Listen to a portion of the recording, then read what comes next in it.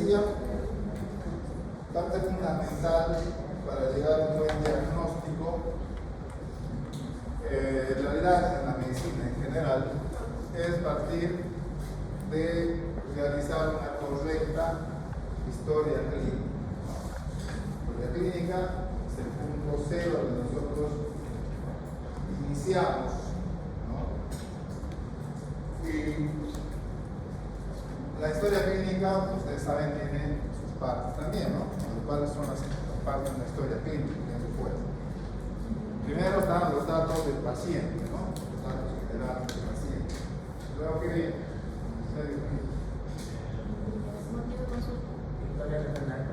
Historia de enfermedad actual, correcto. Historia de enfermedad. ¿En qué consiste esa historia de enfermedad actual? El motivo principal. Eso, el motivo principal está contemplado en eso que es la enfermedad actual. Y el motivo por el cual el paciente acude en busca de un médico, ¿qué es principalmente? Ya, dolor. ¿Esos qué son en general? Son signos o síntomas, ¿no? Entonces, porque el paciente va con un dolor abdominal, qué sé yo, porque le ha salido un tumor en la cara, o porque está con tos, o ha vomitado sangre, ¿no? Signos, síntomas, ¿no?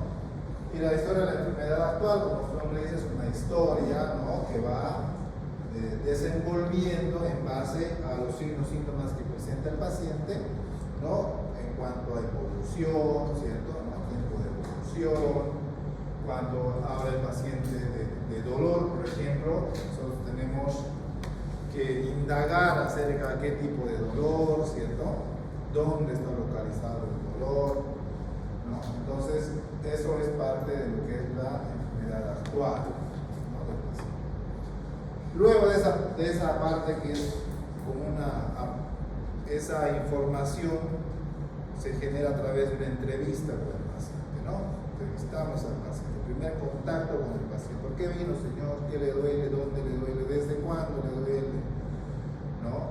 O ese tumor que tenía el mismo tamaño hace unos días o ha crecido. Entonces, eso tiene que generarse a partir de la entrevista. Luego, ¿qué viene después de la enfermedad actual? Antecedentes familiares, patologías familiares. Ya antecedentes patológicos pueden ser, patológicos o no patológicos también hay, ¿cierto? ¿Qué más aparte de eso? Tratamiento actual. Tratamiento actual, ya también, ¿qué más? Examen físico, ¿no? A eso te digo. Entonces, para complementar esta entrevista que hemos realizado a los pacientes, donde hemos preguntado todo, los minuciosos, tenemos que complementar con un examen físico, ¿no? Y para eso tenemos que hacer uso de nuestros conocimientos de semiología. ¿No? Entonces, ahora vamos a repasar justamente eso, vamos a ver cómo podemos describir, ¿no? Cómo realizamos una correcta valoración, sobre todo en lo que es cara y cuello. Vamos a recordar, a ver, qué estructuras principales se encuentran en el cuello, qué estructuras importantes tenemos.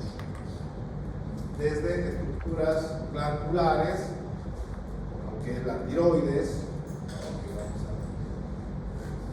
en este semestre vamos a tener 2 o 3 clases dedicadas exclusivamente a lo que es la patología tiroidea, la importancia que es la tiroides, ¿no? Luego, ¿qué estructuras también tenemos? Musculares, ¿no? ¿Cuál es el principal músculo del cuello? Externo, cuello mastoideo. ¿Cuál es el músculo encargado de la masticación? Macetero, correcto. Entonces hay estructuras musculares importantes también, ¿no? Así como también tenemos parte del cuello, la vía aérea, ¿no? Fundamental la vía aérea, ¿no? Está formada por la laringe, ¿no? La laringe, la tráquea, ahí. También parte del cuello es la columna cervical, ¿no? Vamos a ver la importancia, por ejemplo, en el trauma, lo importante es conservar, tratar de valorar, ¿no?, la correcta función de la columna cervical. Entonces tenemos varias estructuras, ¿no?, que se reúnen tanto en cara como que nos lleva a distintas patologías. Bueno, nos recordamos cuáles son los límites del cuello, topográficamente hablando. ¿De dónde a dónde consideramos el cuello? Entonces el cuello tiene un límite craneal y un límite caudal, ¿no? El límite craneal se extiende desde el mentón, ¿no?, recorriendo los cuerpos de las mandíbulas, pasando las apófisis mastoides, se encuentran por detrás de las orejas, y termina en la protuberancia occipital externa. Ese es el límite craneal o superior, si quieren, ¿no? Y el límite caudal está por la incisura yugular,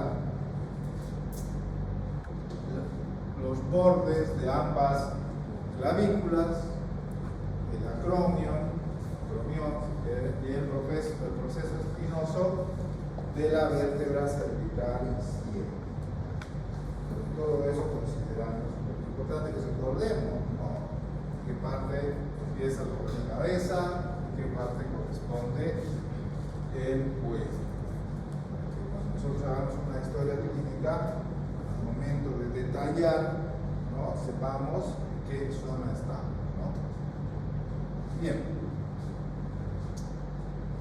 Topográficamente hablando, continuando con la topografía, podemos subdividir el cuello en algunos triángulos.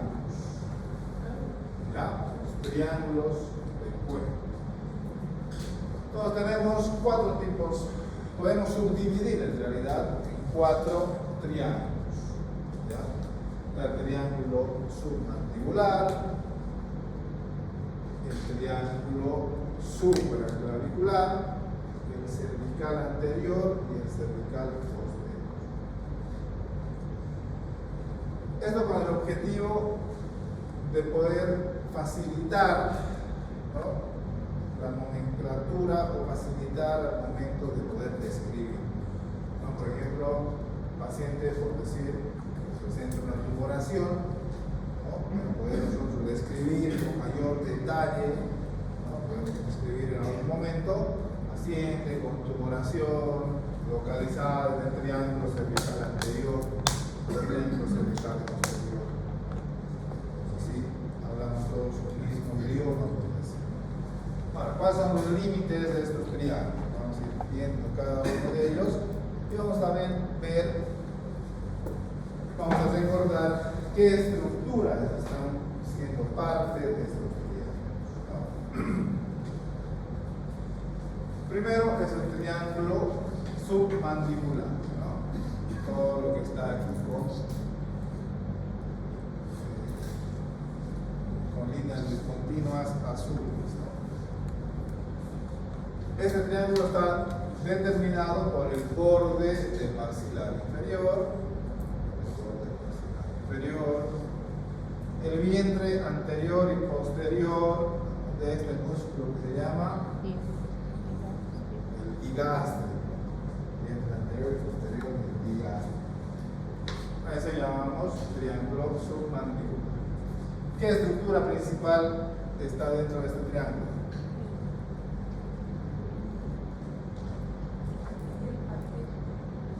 No. ¿Qué estructura tenemos? ¿Por qué creen que se llama triángulo submandibular?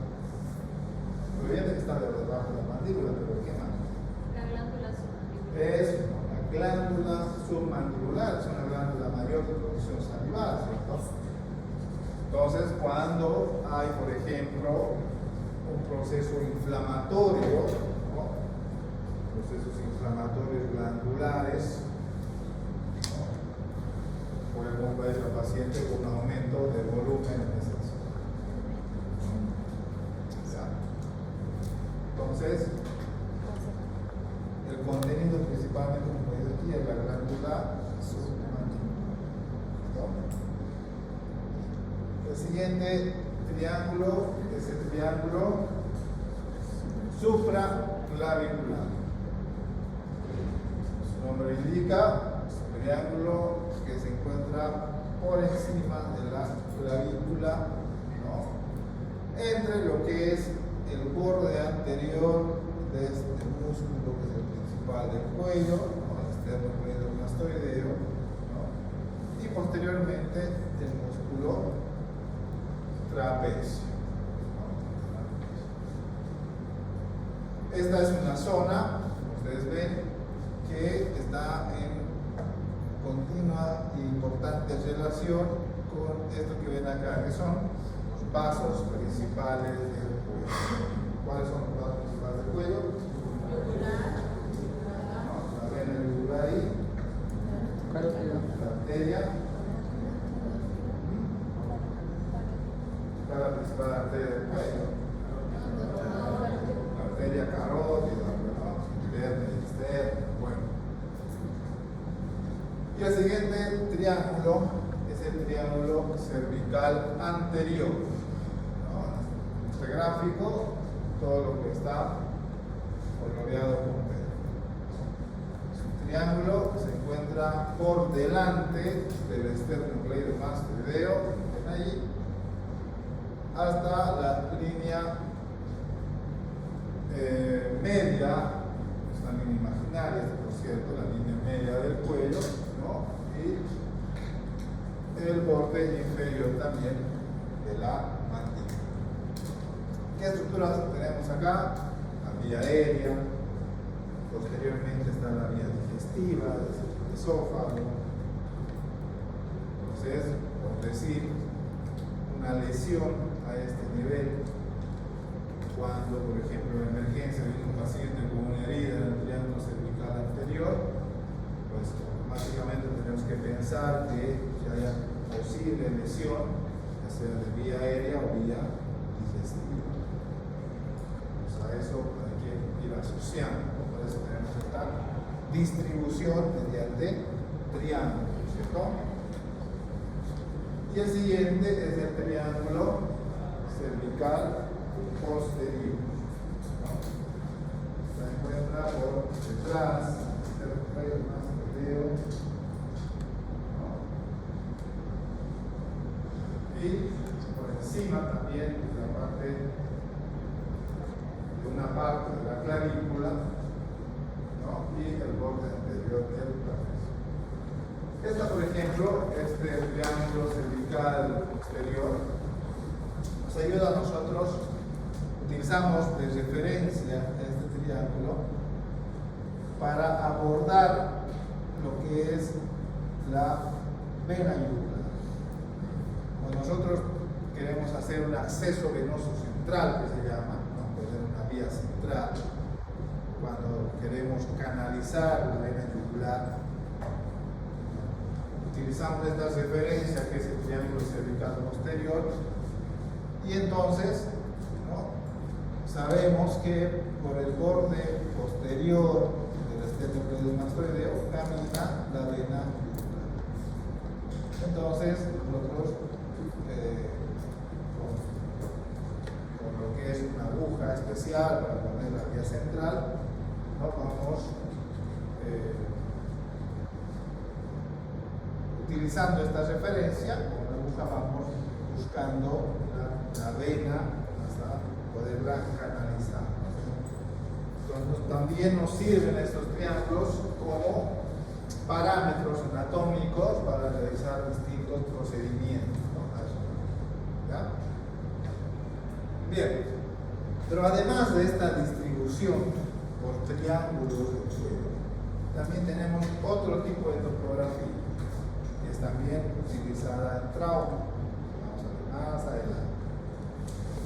Y entonces también se puede dividir el cuello en tres zonas. Es otro tipo de nomenclatura. La anterior era base a triángulos. Esta divide por zonas. Estas dos nomenclaturas son las que más utilizamos cuando describimos alguna alteración en el cuello.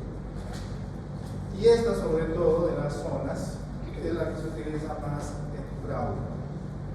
Tenemos que describir una lesión, ¿no? Cuando un paciente, por decir, un apuñalado en algún lado del cuello, que tiene que describir, ¿no? Paciente ingresa a la emergencia por presentar heridas por arma blanca en zona 2 del cuello. En la zona 2, bueno, ya hay que saber a qué zona se refiere. Así hacemos una historia clínica, ¿no? Paciente. Entonces, esta nos divide en 3 zonas. Ahora, zona 1, 2 y 3. Nos vamos a ir viendo cada zona, ¿no? De dónde a dónde se extiende y qué estructura importante se encuentra en cada zona. Entonces ahí tenemos la primera zona, que es la zona 1, que también es llamada la base del cuello, que se extiende, ¿no? Que comprende desde el manubrio esternal, que es este, ¿no? Manubrio esternal, hasta una línea imaginaria que pasa a nivel del cartílago cricoides. Entonces, toda esta es la zona 1, o llamada base del cuello. ¿Qué estructuras importantes se encuentran en esta zona? Desde estructuras vasculares, ¿no? La arteria, la vena subclavia, la arteria carótida común, se puede incluso reflejar acá el callado de la aorta. En la parte media, obviamente, profundamente, la tráquea y el esófago. Y algo que hay que tener en cuenta es que en esta zona se pueden también lesionar los ápices pulmonares. O sea, que si un paciente, por algún cierto motivo, sufre una agresión por arma blanca o arma de fuego en esta zona, también hay que tener en cuenta que esto puede repercutir a nivel pulmonar. Entonces el paciente puede presentar, además de su lesión en el cuello, ¿no? Puede presentar neumotórax, neumotórax. Entonces hay que tener bien en cuenta eso, ¿no? Que los ápices pulmonares pueden llegar hasta la base del cuello y pueden fácilmente lesionarse cuando hay una situación de trauma a ese nivel. ¿Sí? Bueno, y lesiones más profundas, obviamente, está la médula espinal, ¿no? Las raíces nerviosas cervicales. Entonces, esa es la zona 1, llamada base del cuello. La siguiente zona es la zona 2. Zona 2. Esta es la zona más extensa del cuello, es la que también está más propensa a sufrir, es la más, obviamente, como la más expuesta, ¿no? Es la zona que generalmente es la más comprometida cuando hay situaciones de trauma. Esta zona media corresponde desde la línea imaginaria del cricoides, que delimita la zona 1, hasta una línea imaginaria que pasa por ambos ángulos de la mandíbula o maxilar inferior. Entonces, como ven, es la zona más amplia, más expuesta. Y las principales estructuras que encontramos acá son... ¿Puedes repetir, por favor? ¿Los límites? Sí, líneas cricoides. La línea imaginaria que pasa por el cartílago cricoides hasta una línea imaginaria que pasa por ambos ángulos de la mandíbula. Por acá. Toda esa es la zona 2. ¿Qué estructuras principales se lesionan a este nivel cuando hay una agresión o un trauma? Principalmente vasculares. Ya sea la vena, la arteria. Es por eso que le mostramos, vamos a ver que las lesiones vasculares son la principal, ¿no? Son las principales principales complicaciones de los traumas, ¿no? A nivel cerebral, porque están siempre expuestos a los grandes vasos, ¿no? Y también en la parte media, pues, similar a lo que ocurre en la base del cuello, tenemos la laringe y la no se puede desconectar. Bien. Si bien es la zona más expuesta del cuello, es también la zona con más fácil acceso quirúrgico. Pues cuando hay una lesión acá, nosotros hacemos un procedimiento que se llama cervicotomía, es decir, hacemos una incisión para poder, qué sé yo, controlar un sangrado en caso de que haya una lesión de un vaso de grueso calibre, o por ejemplo cuando tenemos una perforación del esófago, para poder llegar a esa perforación y reparar quirúrgicamente, hacemos también lo que es una cervicotomía, que la incisión en el cuello se llama cervicotomía. Ya vamos a ver más adelante, solamente para mencionar, ¿ya? La tercera zona del cuello, llamada zona 3, es la zona de repente más protegida, por así decirlo, del cuello. Es la zona que se encuentra por detrás de la mandíbula.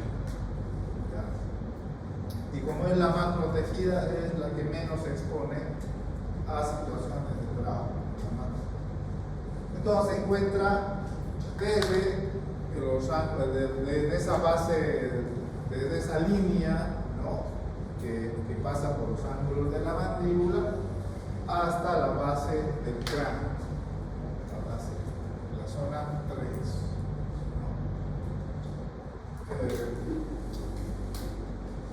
Principalmente el contenido de estas zonas son las glándulas salivales, dentro de ellas la glándula parótida, que es la principal glándula salival que tenemos, y en la parte media también, obviamente, el esófago.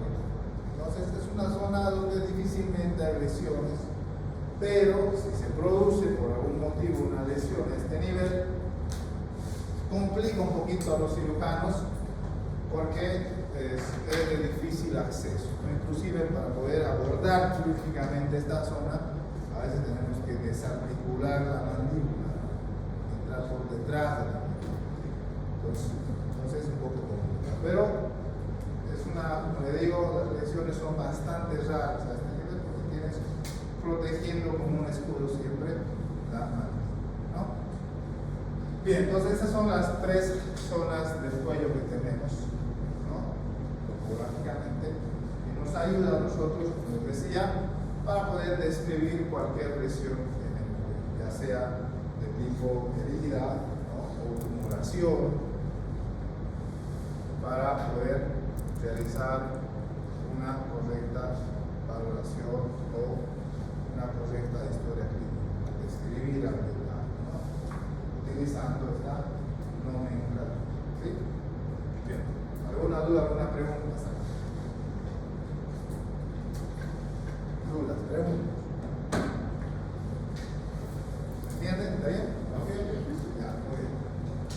Seguimos. Ahora vamos a ver lo que es el examen físico de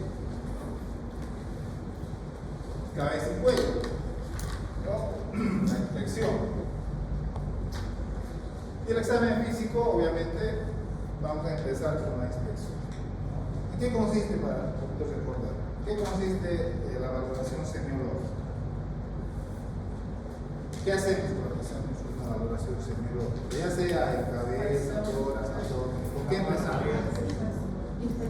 Inspección, ¿no? ¿Qué consiste la inspección? Observar, ¿no? Si hay alguna asimetría, si hay alguna alteración en la coloración de la piel, ¿no? Las mucosas. ¿Qué más? ¿Qué más está dentro de lo que es la inspección? La coloración. Color. Eso, ¿no? Alteraciones a nivel de piel y mucosas, como habíamos dicho. Asimetrías, si hay tumoraciones. Sí, también entra de lo que es alteraciones en coloración.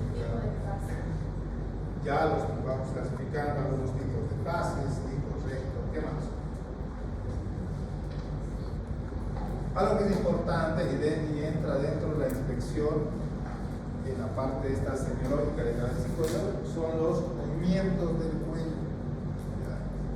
Es parte importante de la valoración en semiología de cara y cuello que el paciente pueda realizar los movimientos normales del cuello. ¿Cuáles son?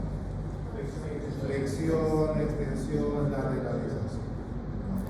Parte también de la inspección de la cuello.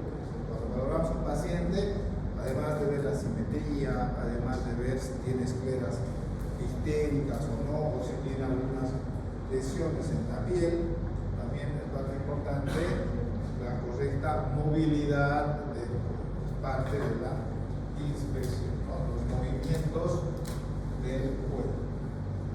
Así como también es importante valorar la movilidad de la laringe y la tráquea. ¿Cómo podemos valorar la movilidad de la laringe y la tráquea? Al paciente.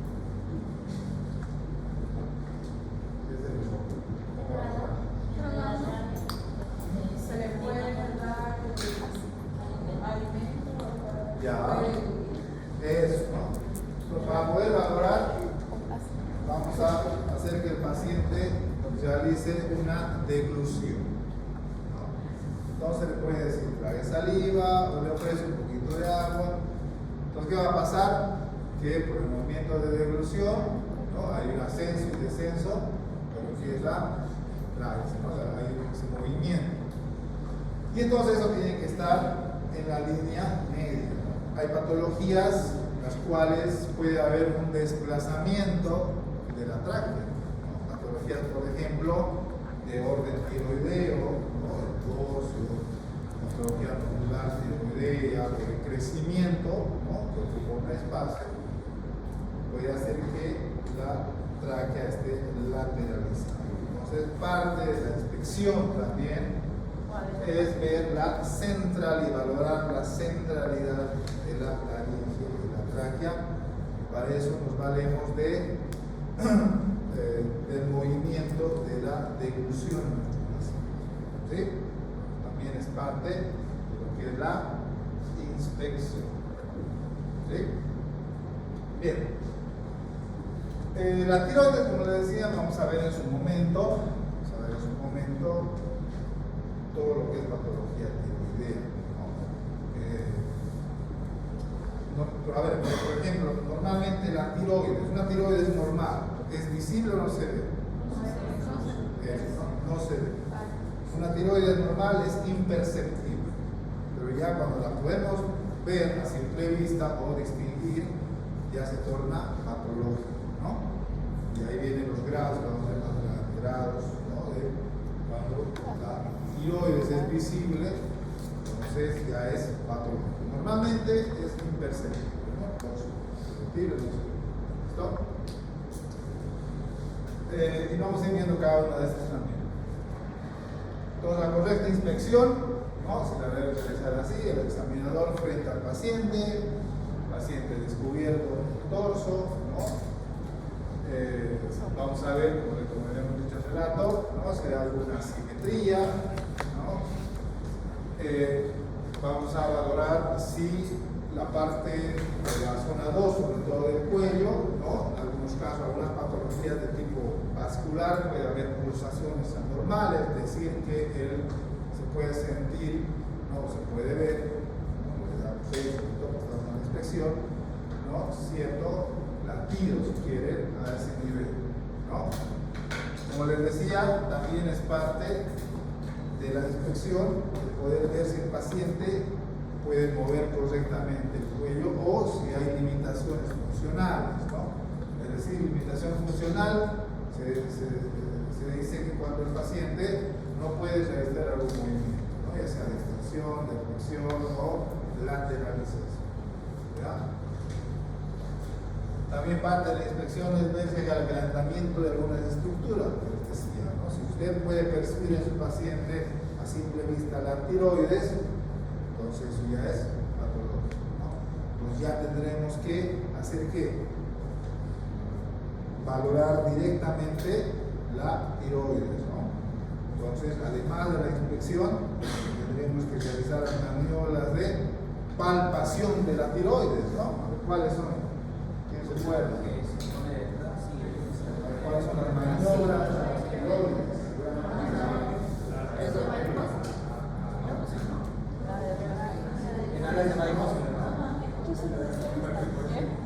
Seguramente han visto la famosa maniobra de Kerbine.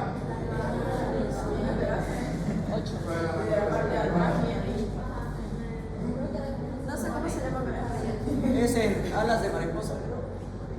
Claro, la tiroides en realidad es esa forma de mariposa. Pero ¿cuáles son las maniobras para palpar?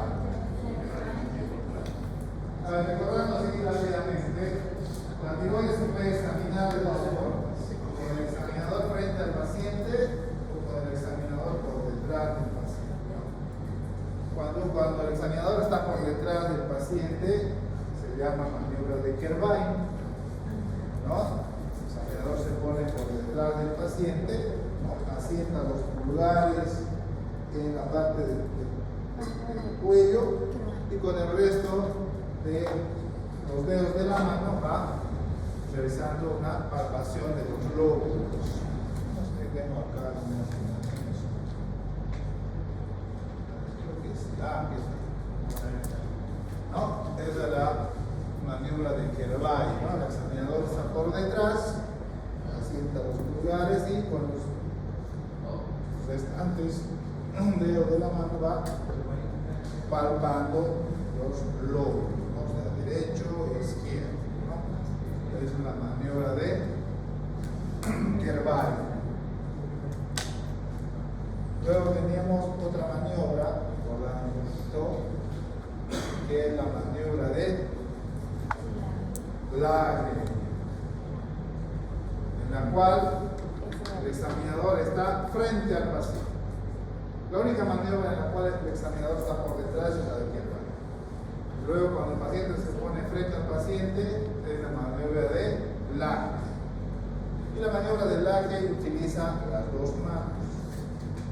Una mano, ¿no?, lateraliza la tiroides de tal manera que con la otra mano pueda palpar la cara anterior y posterior del lóbulo. Y lo mismo con el otro lado, ¿no? O sea, utiliza las dos manos. Y la otra maniobra, la maniobra de Krael, es monomano.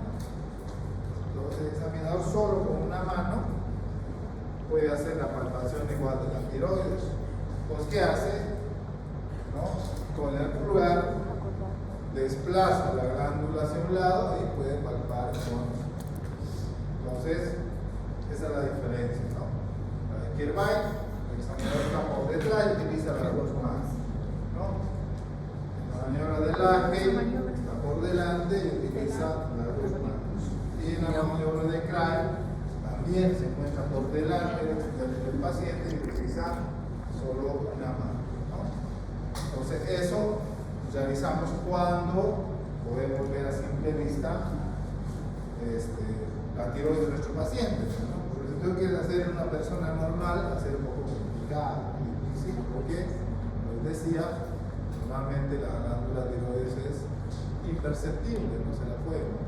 Salvo que cuando es patológico, cuando aumenta su volumen, entonces sí podemos palpar, ¿no? Y al palpar, ¿qué buscamos?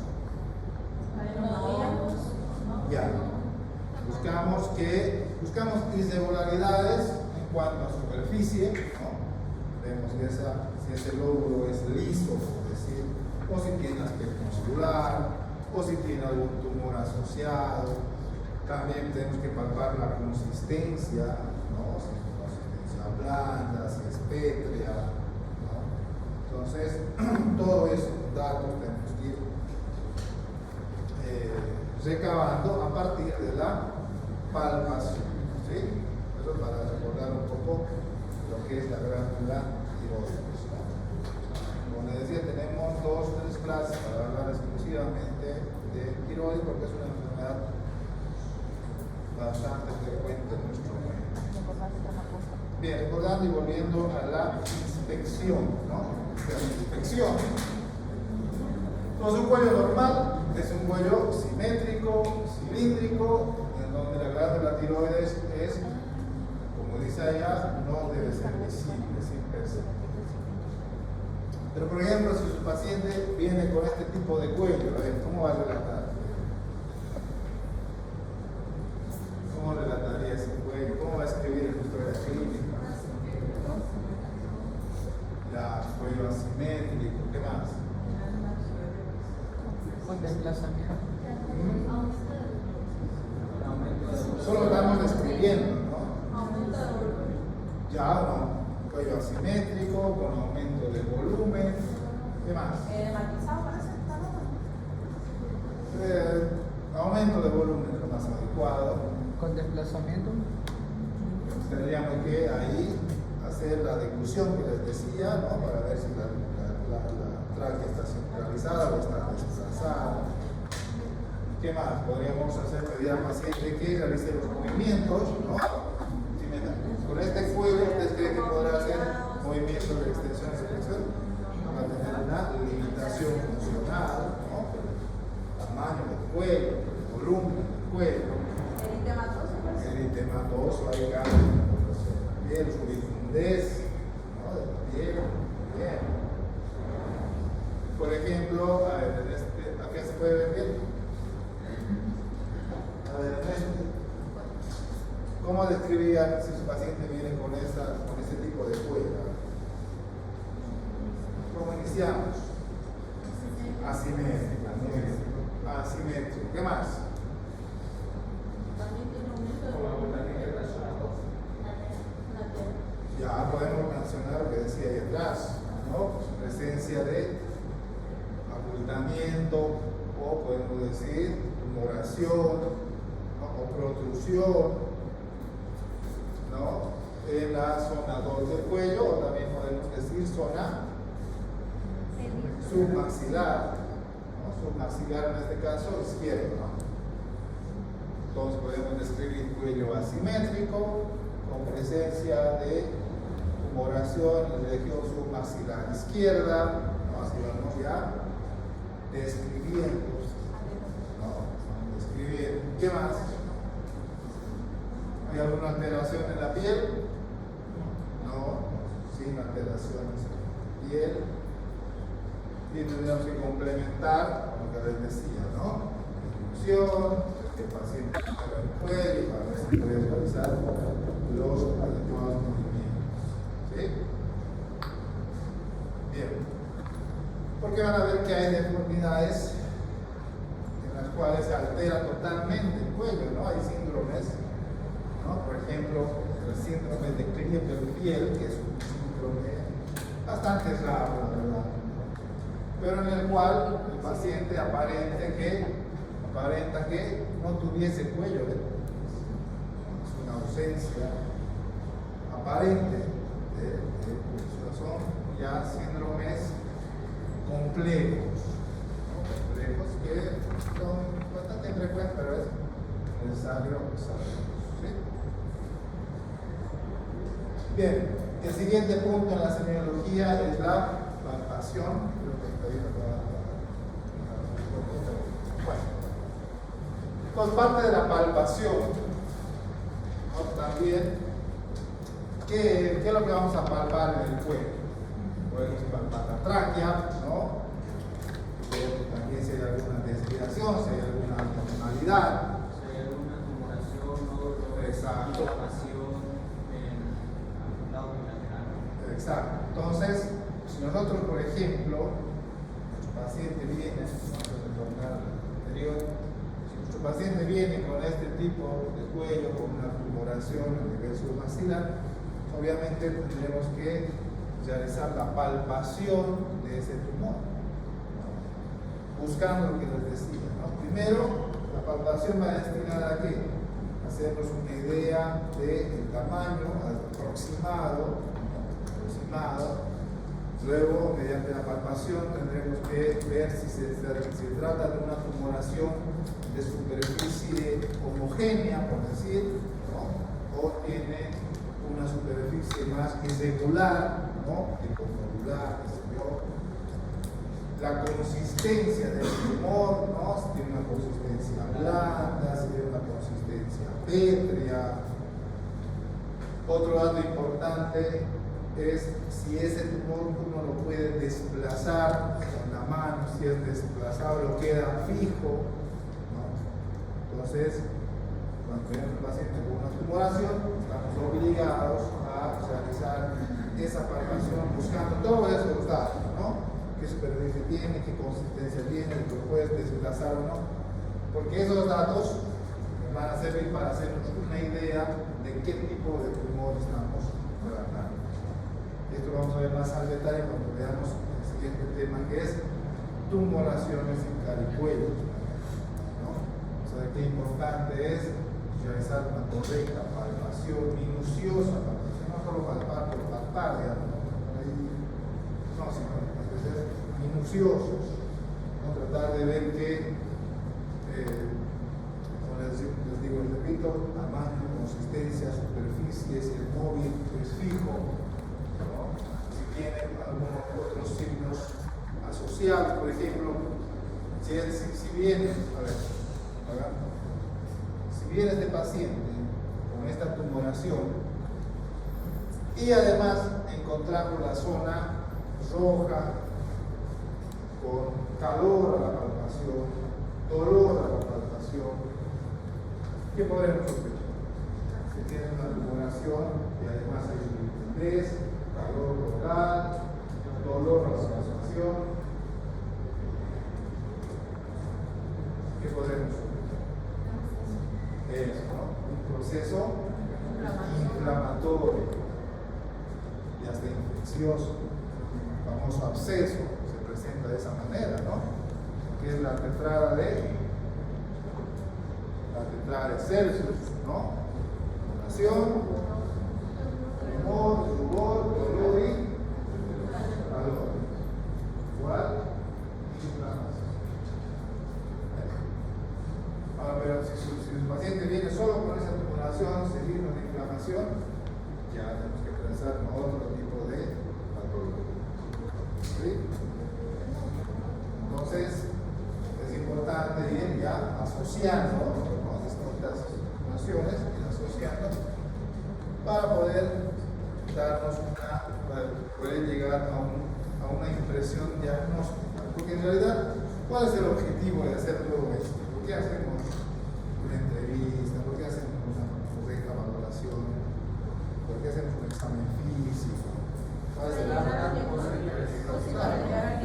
llegar a un diagnóstico clínico, presuntivo, ¿no? A una impresión diagnóstica, ¿no?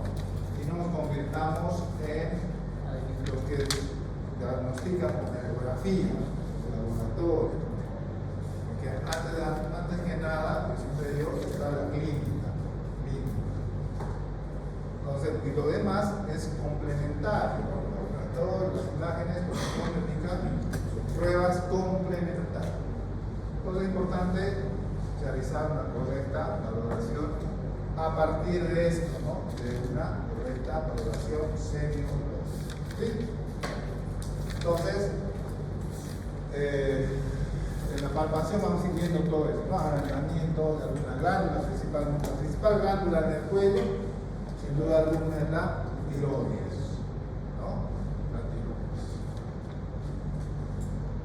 Y les decía que vamos a, bueno, ya les había dicho hace rato, ¿no? Palpación con abordaje anterior, Kraepelin y abordaje posterior, Kerbal. ¿Listo? Aquí nos describe también la maniobra de Marañón. A ver, ¿quién recuerda la maniobra de Marañón? Le doy 2 puntos. A ver, ¿quién dice cuál es la maniobra de Marañón? Semiología. ¿Qué consiste la maniobra? Sencillo, fácil. La maniobra de Marañón es pedir al paciente que haga esto, que levante ambos brazos y el cuello a la extensión. ¿Para qué? Esto se hace para saber si el paciente tiene un bocio intratorácico. Porque ¿qué sucede cuando el paciente extiende el cuello y levanta la mano? Hace que el bocio ascienda, ¿no? Y entonces el paciente, si tiene un bocio intratorácico, va a presentar rubicundez de la cara, dificultad para respirar, porque toda esa masa que está dentro del tórax asciende al cuello y comprime, ¿no? El paciente pone rojo, empieza a faltarle el aire, eso se llama maniobra de amalanamiento. El paciente ahí se puede presentar una glándula imperceptible, pero no se da cuenta que está creciendo hacia adentro. Eso se llama bocio intratorácico. También vamos a volver a repetir. Cuando llevemos tiroides, no te voy a preguntar otra vez qué consiste. Bien. ¿Qué más? Tiroides ya la hemos visto. Maniobras, sobre todo, como le digo, la principal glándula que crece es la tiroides. En eso consiste, ¿no? La maniobra de levantar los brazos y el paciente extender la cabeza hacia atrás. Disnea y congestión facial porque se comprime la cintura escapular, ¿no? Y el paciente presenta, ¿no? Disnea, disfagia y disfagia. Eso es igual a bocio intratorácico.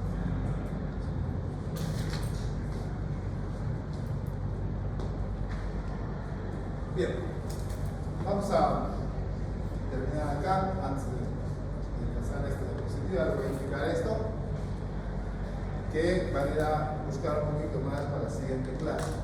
Lo que es importante también en cara y cuello es saber reconocer y tener en cuenta, muy en cuenta, las cadenas ganglionares. Grupos ganglionares. ¿Cuántos tenemos en cabeza y cuello? En el cuello principalmente tenemos 8 grupos ganglionares. Entonces, esto les digo por qué. Porque la principal patología tumoral del cuello es justamente a partir de los ganglios, las famosas adenitis, que son inflamaciones de los ganglios. Entonces, cuando un paciente viene con una tumoración en cualquier zona del cuello, lo primero que debemos pensar es que si no se trata de una tumoración a partir de un ganglio. Como ven, tenemos 8 grupos ganglionares, o sea, hay ganglios en todo el cuello prácticamente. Esas son las adenopatías. Exactamente, ¿no? Eso da curso a lo que son las adenopatías, patologías que involucran lo que son los ganglios linfáticos, ¿no? Entonces ahí vamos a ver en la siguiente clase, adenitis primaria, secundaria, ¿no? ¿Cuál es el aspecto normal de un ganglio? Al igual que la tiroides, los ganglios son imperceptibles, impalpables, no los palpamos los ganglios. Pero cuando hay un aumento de esos ganglios por una X o Z razón, ahí sí lo vamos a percibir, lo vamos a poder palpar, pero eso ya es patológico. No es normal que ese paciente venga con su famoso ganglio aumentado de volumen, eso ya es patológico. ¿Sí? Pero tenemos que tener en cuenta que hay varios ganglios, ¿no? Agrupados en 8 grupos, que cualquiera de estos nos puede dar un tipo de patología. ¿Sí? Nos vamos a quedar ahí.